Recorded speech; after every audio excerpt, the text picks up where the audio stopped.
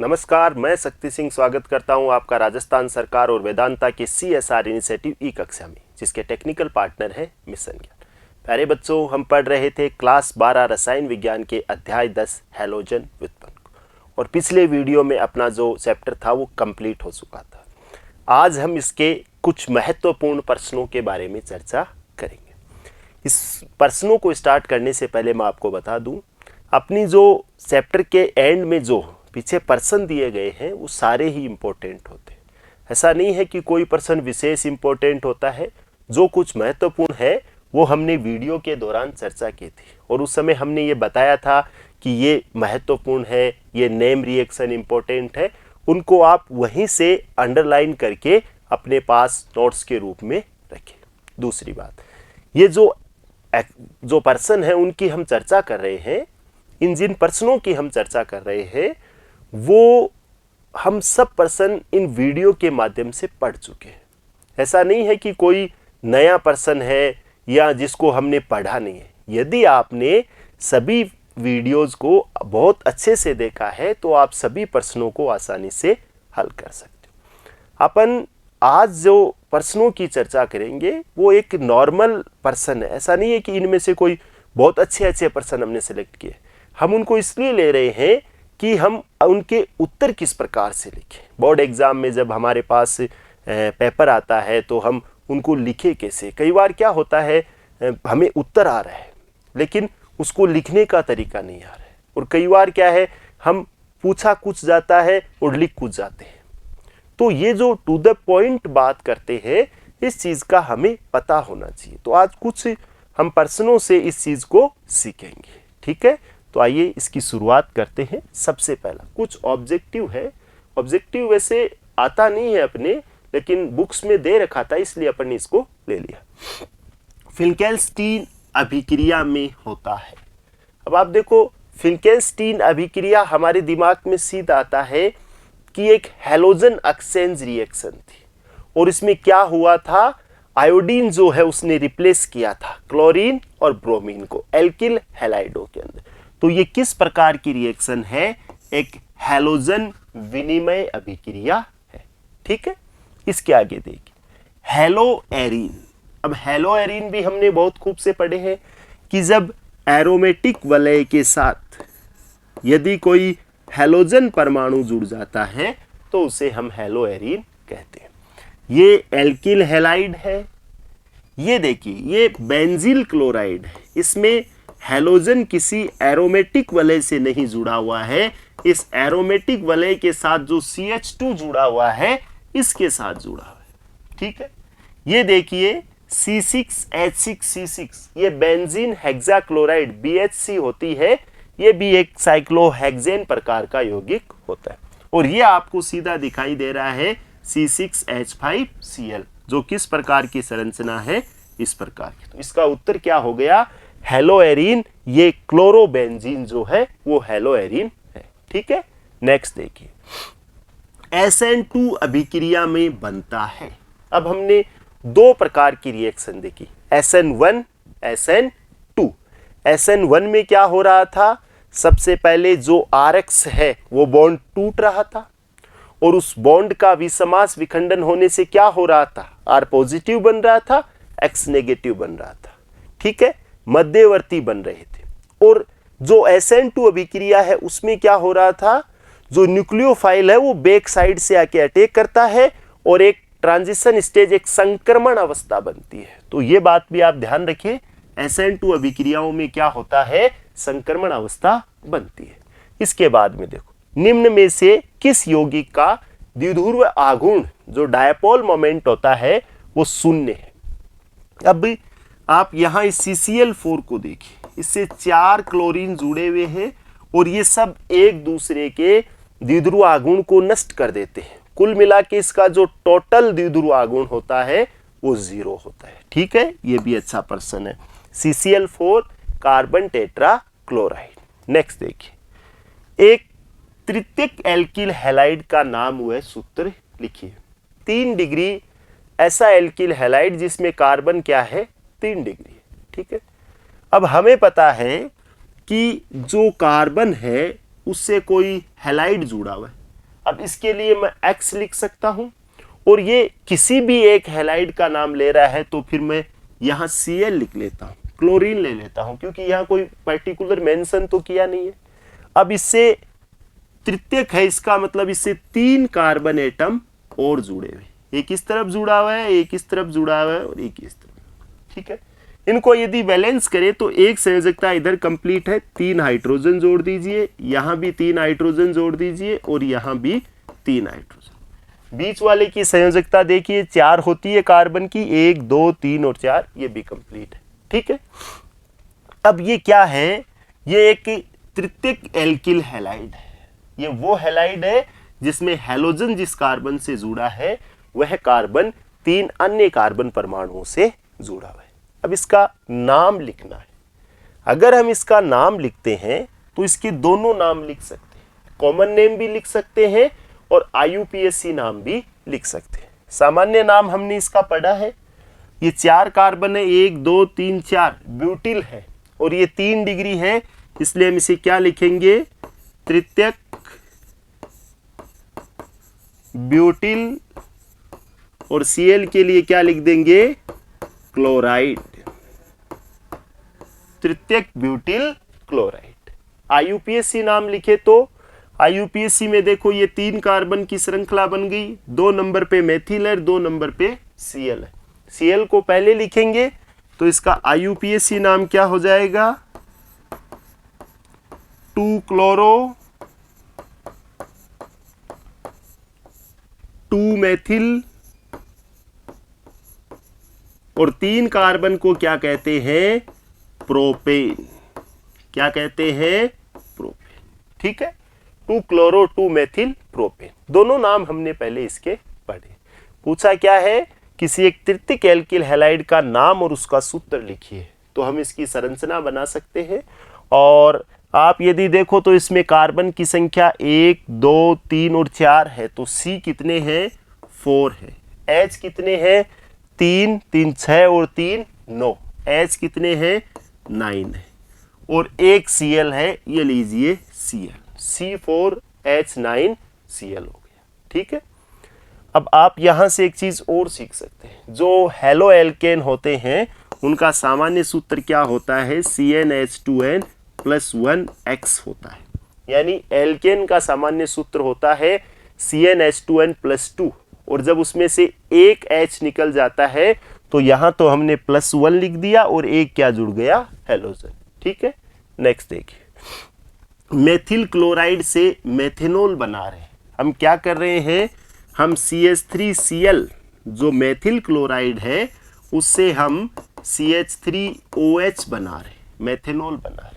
क्या होगा, किसी सारक की उपस्थिति में क्रिया होगी, जैसे जलीय के OH के साथ क्रिया करवा दीजिए, और जो OH माइनस है वो Cl को क्या कर देगा, रिप्लेस कर देगा, नाभिक स्नेही प्रतिस्थापन अभिक्रिया होगी। तो हम क्या कह सकते हैं, नाभिक स्नेही अभिकर्मकों का यूज कर सकते हैं, जैसे OH माइनस।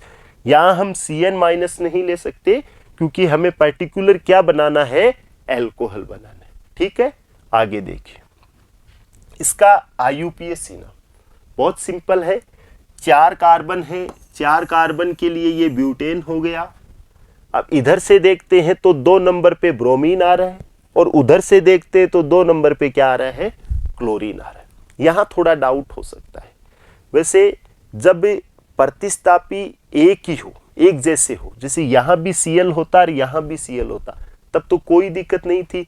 आप इधर से लेते तो 2 नंबर पे Cl और इधर से लेते तो 2 नंबर पे Cl, लेकिन पोजीशन सेम है, इधर से भी 2 नंबर पे, इधर से भी 2 नंबर पे, बट प्रतिस्थापी अलग अलग है, एक क्लोरो है, एक ब्रोमो है।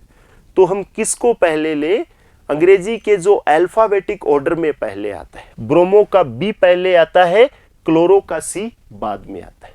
तो ये 2 नंबर पे ब्रोमो हो गया, तो इसका नाम क्या हो जाएगा, 2 ब्रोमो, और फिर ये 1 है, 2 है, 3 4, 3 नंबर पे क्लोरो, तो ये हो गया 3 क्लोरो, और ये 4 कार्बन की श्रृंखला है, ब्यूटेन लिखेंगे, 2 ब्रोमो 3 क्लोरो ब्यूटेन। हमसे क्या पूछा है, इसका IUPAC नाम पूछा है, तो सिंपल हो गया 2 ब्रोमो 3 क्लोरो ब्यूटेन। नेक्स्ट देखिए, अग्निशामक के रूप में जो आग बुझाने में काम आते हैं, आपने देखा होगा कहीं आग लग जाती है तो वहाँ एक फायर ब्रिगेड की अग्निशामक की गाड़ी आती है और वो कुछ पानी वगैरह छिड़क के उसको बुझा देती है। वहाँ हम CCl4 का यूज़ करते हैं, कार्बन टेट्रा क्लोराइड, जिसे पायरीन भी कहा जाता है। CCl4 का दूसरा नाम क्या है? पायरीन, जो इसका व्यापारिक नाम है। तो इसका सीधा यूज हो जाएगा CCl4, carbon tetra chloride. Okay, next देखिए, मेथिल क्लोराइड एवं मेथिल आयोडाइड में कौन अधिक क्रियाशील है? दो चीजें हैं अपने पास, एक तो CH3Cl मेथिल क्लोराइड है और एक है CH3I मेथिल आयोडाइड। अब हमें पता है ये आयोडीन का आकार ज्यादा होता है, इस आयोडीन को आसानी से हटाया जा सकता है किसकी तुलना में? Cl की तुलना। तो अगर इसे आसानी से हटाया जा सकता है तो ये क्या है? ज्यादा क्रियाशील। हमसे पूछा है कि मेथिल क्लोराइड एवं मेथिल आयोडाइड में कौन अधिक क्रियाशील है? तो हम लिख देंगे मेथिल आयोडाइड मेथिल क्लोराइड की तुलना में अधिक क्रियाशील है। ठीक है, नेक्स्ट देखिए, निम्न को SN1 क्रिया की क्रियाशीलता के क्रम में जमाइए। इस ऑर्डर में हमें इनको अरेंज करना है। किस प्रकार की रिएक्शन है? SN1 रिएक्शन है। अब हमें भी पता है जो SN1 रिएक्शन होती है उनमें सबसे पहले क्या होता है? उनमें सबसे पहले जो RX होता है इस बंध का विखंडन होता है और R पॉजिटिव बनता है, ये हमें पता है। ठीक है, तो हमें यह भी पता है कि जो R पॉजिटिव कैटाइन होते हैं उनकी क्रियाशीलता में सबसे ज्यादा क्रियाशील कितना डिग्री होता है? 3 डिग्री। 3 डिग्री सबसे ज्यादा स्थायी होता है, क्रियाशील नहीं होता है, स्थायी होता है। तो यदि आप देखिए यहां से Br जाता है, यहां से Br जाता है और ये है CH3Br, यहां से Br जाता है, तो यहां से Br सबसे पहले जाएगा। ये X नहीं है, ये X मैं मिटा देता हूं, ये गलती से है, क्योंकि देखो संयोजकता देखो 1 2 3 और ये Br। ठीक है, तो यदि हम यहां से बात करें तो ये Br बहुत जल्दी हटेगा। क्यों? क्योंकि इसके हटने से 3 डिग्री कार्ब कैटाइन, ऐसा कैटाइन बन रहा है जो 3 डिग्री है और 3 डिग्री मोर स्टेबल होते हैं, इसलिए ये चाहेगा कि ये हैलोजन तुरंत चला जाए, और ये हैलोजन अगर जल्दी जाता है तो इसकी क्रियाशीलता क्या हो गई? ज्यादा हो गई। ठीक है, तो आप इजीली हम इसको अरेंज कर सकते हैं। 3 डिग्री ज्यादा स्थायी है, फिर 2 डिग्री उससे कम है और 1 डिग्री सबसे कम है। यदि ये SN2 की बात होती तो क्या हो जाता? इसका रिवर्स हो जाता, 1 डिग्री ज्यादा स्थायी, उससे कम 2 डिग्री, और 1 डिग्री ज्यादा क्रियाशील है, उससे कम 2 डिग्री, और सबसे कम क्रियाशील है 3 डिग्री। किसके केस में? SN2 के केस में। ऐसा क्यों होता था वह हमने चर्चा की थी, त्रिविम बाधा के कारण। नेक्स्ट देखिए, C2H5Cl की अपेक्षा C6H5Cl, मतलब दो चीजें हैं। एक अपने पास ये एथिल क्लोराइड है, एक तो एथिल क्लोराइड है, और एथिल क्लोराइड को हम RX भी लिख देते हैं, ये एल्किल हैलाइड है, और वो क्लोरोबेंजीन है, वो क्या है? एरिल हैलाइड है। तो हमें अच्छी तरीके से पता है कि एरिल हैलाइड जो होते हैं वो नाभिक स्नेही प्रतिस्थापन अभिक्रियाओं के प्रति कम क्रियाशील होते हैं। इसकी बात मैंने पिछले वीडियो में भी की है। क्लोरीन की बेंजीन, क्लोरोबेंजीन की अनुनादी संरचनाएं बतानी है, बंध में आंशिक द्विबंध के गुण आ जाते हैं, इस कारण से उसके क्लोरीन को आसानी से प्रतिस्थापित नहीं किया जा सकता। ठीक है, ये सारी बातें हमने इस पर पहले भी चर्चा की। नेक्स्ट देखिए, क्लोरोबेंजीन से निम्न कैसे प्राप्त करेंगे? हमें क्लोरोबेंजीन से इन तीनों को प्राप्त करना है। किस किस को? फिनॉल को, डाइफेनिल को और टोलुइन को। ठीक है, तो सबसे पहले हम क्लोरोबेंजीन ले लेते हैं, फिर देखते हैं रिएक्शन कैसे होती है। अब यहां से मैं इनके पूरे आंसर तो नहीं लिखूंगा क्योंकि हम इनको पहले पढ़ चुके हैं। ठीक है, क्लोरोबेंजीन से फिनोल बनाना है। अगर आपको याद हो तो हमने ये क्रिया NaOH के साथ करवाई थी और ये बहुत ज़्यादा, लगभग 675 केल्विन टेम्परेचर था और उच्च दाब के ऊपर ये रिएक्शन है। एक नाभिक स्नेही प्रतिस्थापन अभिक्रिया हुई थी स्टीम कंडीशन में और वहां क्या हुआ था, वहां ये जो OH माइनस है उसने इसके Cl को रिप्लेस किया था। ठीक है, अब हम दूसरा देखते हैं, डाइफेनिल। डाइफेनिल हम इजीली बना सकते, अगर आपको नहीं आता है तो आप डाइफेनिल बना के देख लो, फिर याद आ जाएगा। जैसे ये डाइफेनिल होता है, एक ये और एक ये दो फेनिल समूह आपस में जुड़ गए, ये क्या हो गया, ये डाइफेनिल हो गया। अब ये दिखते ही आता है, या तो सोडियम से क्रिया करवा दो, फिटिग रिएक्शन करवा दो, या फिर उल्लमान अभिक्रिया करवा दो जिसमें कॉपर से रिएक्शन हो रही थी। तो हम दोनों मेथड से डाइफेनिल बना सकते हैं। आपको कोई एक मेथड लिखना है। हम फिटिग रिएक्शन लिख सकते हैं। क्या लिख सकते हैं, जब क्लोरोबेंजीन की क्रिया सोडियम धातु के साथ की जाती है तो डाइफेनिल का निर्माण होता है। इसे फिटिग अभिक्रिया भी कहते हैं। फिर नीचे ने उसकी रिएक्शन लिखनी है। कभी भी रिएक्शन लिखो, जो प्रोडक्ट होता है उसका नाम भी जरूर लिखना चाहिए। ठीक है, तीसरा है टोलुइन कैसे बनाएंगे। इसकी मैंने जब इसका वीडियो हमने बनाया था इस चैप्टर का, ये हेलोएरिन के रासायनिक गुणों के बारे में चर्चा की थी, उस समय मैंने इस पर्सन को लिख के बताया था कि क्लोरोबेंजीन से टोलुइन कैसे बनाएंगे। हम क्या करेंगे, जो क्लोरोबेंजीन है उस क्लोरोबेंजीन की क्रिया किसके साथ करवाएंगे, सोडियम धातु के साथ, और एक जो एल्किल हैलाइड होगा उसके रूप में हम मेथिल क्लोराइड ले लेंगे। क्या ले लेंगे, CH3Cl। फिर क्या होगा, ये दोनों Na दोनों Cl बाहर निकल जाएंगे और जो ये बेंजीन जो थी फेनिल समूह बचा है उससे ये CH3 जुड़ जाएगा और टोलुइन का निर्माण हो जाएगा। इसका ये नेम रिएक्शन भी है। ये कौन सी नेम रिएक्शन है बताइए, ये वुड्स फिटिग रिएक्शन है। कौन सी है, वुड्स फिटिग रिएक्शन है। क्या इसके अलावा मैं किसी और तरीके से भी बना सकते हैं, इसके अलावा भी हम बना सकते हैं। आप चाहो तो क्लोरोबेंजीन का अपचयन कर दो, अपचयन करके बेंजीन बना लो और उस बेंजीन की फिर हम क्या करेंगे, CH3Cl से क्रिया करवा दो, इलेक्ट्रॉन से नहीं प्रतिस्थापन अभिक्रिया होगी, फिडेल क्राफ्ट रिएक्शन होगी और जो मेथिल समूह है उस बेंजीन के ऊपर आ जाएगा और उसके हाइड्रोजन को रिप्लेस कर देगा। तो हम ऐसे भी बना सकते हैं। कैसे बना सकते हैं, क्लोरोबेंजीन को बेंजीन में कन्वर्ट कर लो अपचयन करके, और उसके बाद में उस बेंजीन का क्या करेंगे, फिडेल क्राफ्ट अभिक्रिया कर देंगे, CH3Cl से क्रिया करवाएंगे। ठीक है, इसके बाद में देखिए क्या होता है जब एथिल ब्रोमाइड सिल्वर साइनाइड से क्रिया करता है।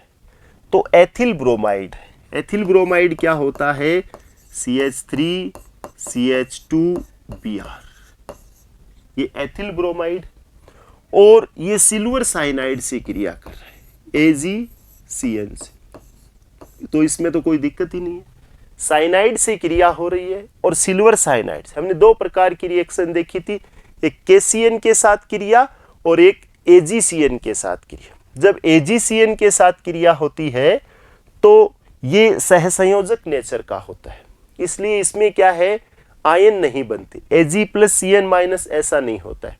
तो इस दौरान जब ये सहसंयोजक नेचर का होता है तो इस नाइट्रोजन के ऊपर जो एकाकी इलेक्ट्रॉन युग्म होते हैं वो यहाँ इस कार्बन के साथ जुड़ते हैं। तो ये क्या बन जाएगा, CH3CH2, और जब N जुड़ रहा है तो NC बन जाएगा और ये AgBr क्या हो जाएंगे, बाहर निकल, आइसोसाइनाइड का निर्माण होगा। कौन सा आइसोसाइनाइड, एथिल आइसोसाइनाइड। ठीक है, और यदि यही क्रिया KCN के साथ होती तो साइनाइड का निर्माण होता। नेक्स्ट देखिए, एल्किल हैलाइड से निम्न कैसे प्राप्त करेंगे।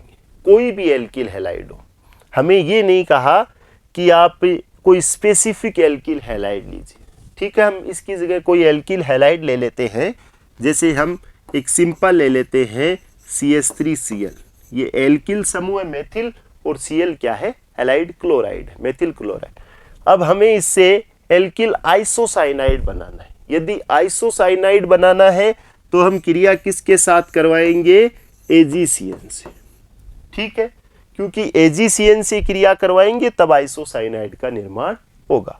और फिर उसके नीचे कहता है कि हमें साइनाइड बनाना है। अगर हम यहां क्रिया करवाते तो ये तो बन जाता CH3NC, ये आइसोसाइनाइड। और हमें यदि साइनाइड बनाना हो तो हम इसी की क्रिया करवा देते। ये लीजिए CH3Cl। और साइनाइड बनाना हो तो KCN से क्रिया करवा दो। आइसोसाइनाइड बनाना है तो AgCN से क्रिया करवा दो, और साइनाइड बनाना है तो किससे क्रिया करवा दो? KCN के साथ। ठीक है, अब क्या होगा? CN जो है वो इस हेलोजन से जुड़े कार्बन पे जुड़ जाएगा और ये क्या बनेगा? CH3Cn।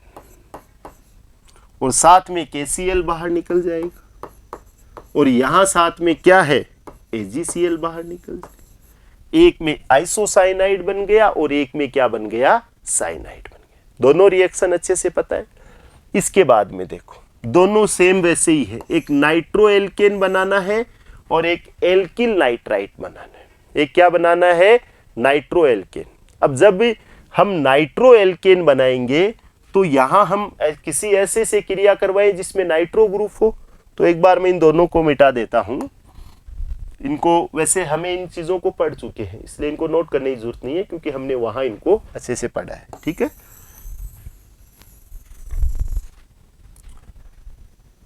अब आप देखिए, वही एल्किल हैलाइड ले लेते हैं CH3 और उसके साथ वही Cl।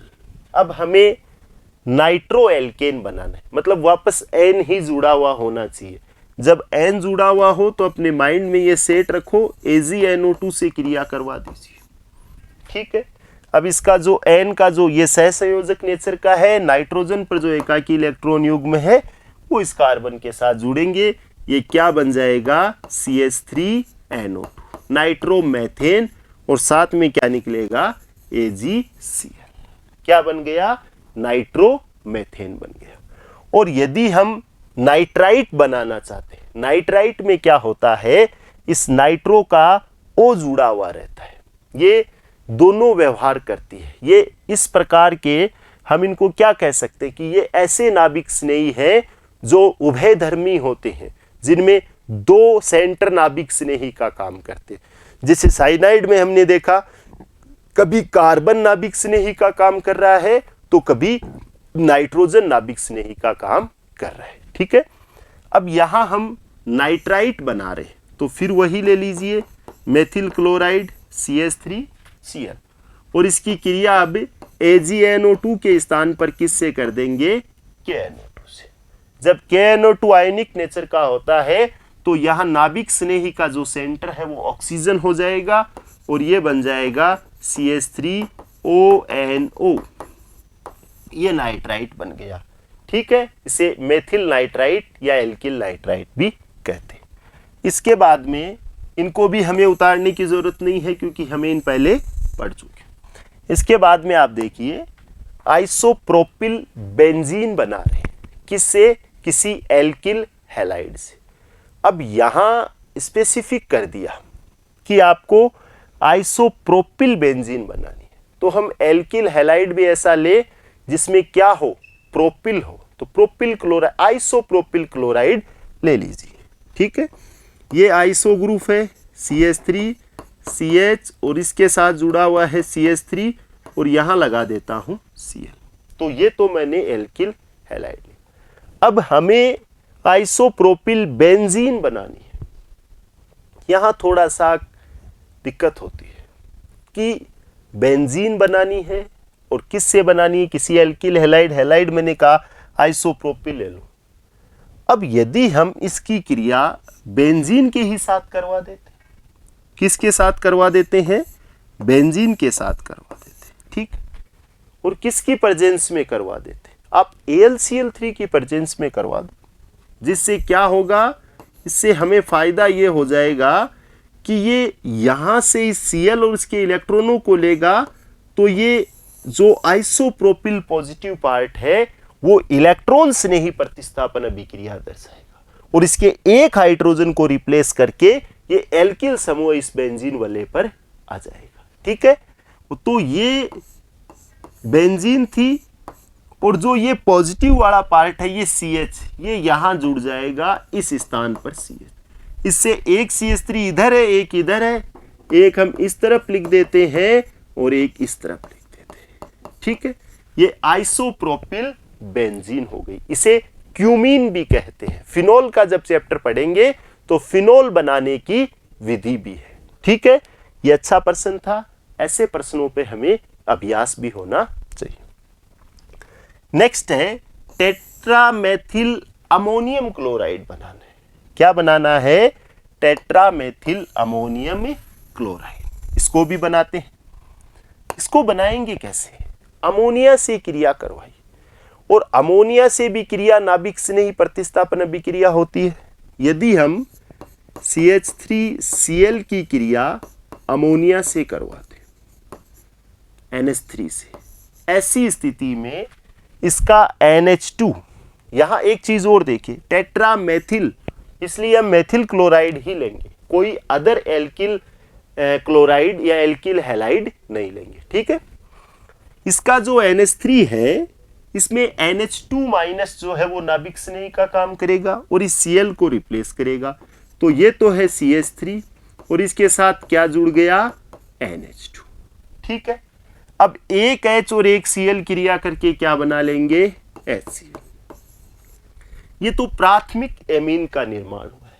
अब हम कह रहे हैं हमें तो टेट्रामेथिल अमोनियम क्लोराइड बनाना है। जब हमने इस रिएक्शन को पढ़ा था तब हमने ये भी पढ़ा था कि यह अभिक्रिया, यदि इस अभिक्रिया में एल्किल हैलाइड आधिक्य में हो तो ये रिएक्शन आगे बढ़ती जाती है।